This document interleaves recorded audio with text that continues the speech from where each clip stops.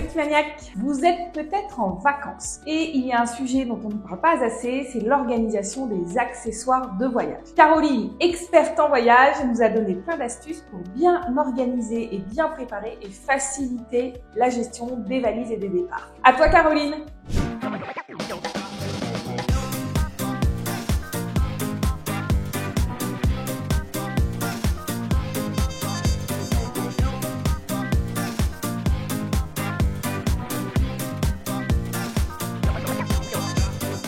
Merci Pauline. Alors c'est la période des vacances. Vous revenez peut-être de voyage, vous allez bientôt partir en voyage. C'est le moment de s'occuper de tous les accessoires liés au voyage. Comment les ranger et où les ranger? On se trouve dans une entrée, c'est un premier petit indice. Premier point, les bagages. On en a de différentes tailles en fonction de la durée de nos vacances. Des petites valises cabines pour des courts séjours, utilisées plus fréquemment, sont à ranger dans un placard, en haut d'un placard, dans l'entrée ou dans un endroit de la maison facilement accessible. Les plus gros bagages sont à ranger plutôt dans une zone extérieure de stockage, comme une cave ou un garage. Deuxièmement, les accessoires de rangement au sein de votre valise. Il s'agit de petites pochettes que vous pouvez garder lors des achats en magasin, pas la peine d'en racheter des spécifiques.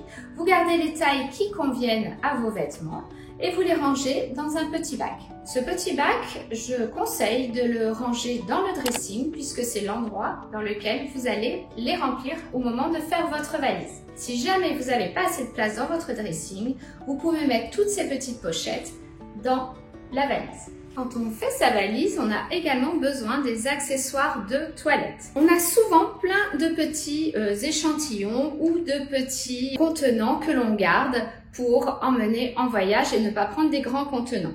Donc là, attention, gros tri à faire, ne pas tout garder. Les échantillons, ça se périme. On ne mélange pas plein de sortes de crèmes dans un séjour. Donc, gardez vraiment ce qui vous intéresse et ce qui vous convient, que vous avez l'habitude d'utiliser en vacances. Donc, vous pouvez ranger tous ces petits échantillons et ces petits flacons dans une petite trousse de toilette qui servira alors de contenant. Pas la peine d'acheter un autre contenant. Et cette petite trousse de toilette, je vous conseille de la ranger dans votre salle de bain, à côté des produits de beauté. Pareil, ça sera le lieu dans lequel vous aurez à faire votre trousse de toilette. Quatrième point, il y a encore plein de petits accessoires dont vous pouvez avoir besoin pour partir en vacances. Si vous faites des longs courriers, vous aurez sûrement besoin d'un coussin pour mieux dormir dans l'avion. Celui-ci est gonflable. En fonction des compagnies, il faut faire très attention au poids des bagages. Donc, vous allez avoir besoin d'un petit pèse-bagages. On met tout ça dans un contenant. Moi, j'y ai rajouté ici des petites pochettes qui ne sont utilisées qu'en voyage. Tout ça rassemblé dans un contenant que je préconise de ranger dans l'entrée si possible, car ce sera facilement accessible au moment du départ.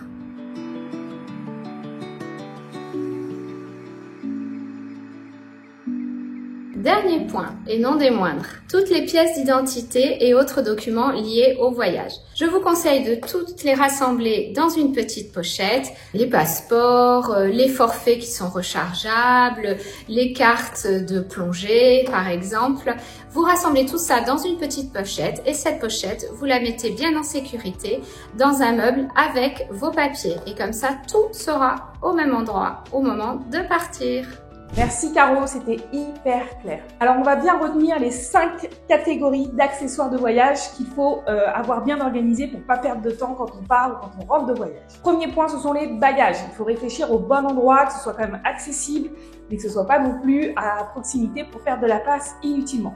Donc l'idée d'un haut de placard dans un dressing ou dans une entrée, ça peut être également dans une zone de stockage, est une très bonne idée.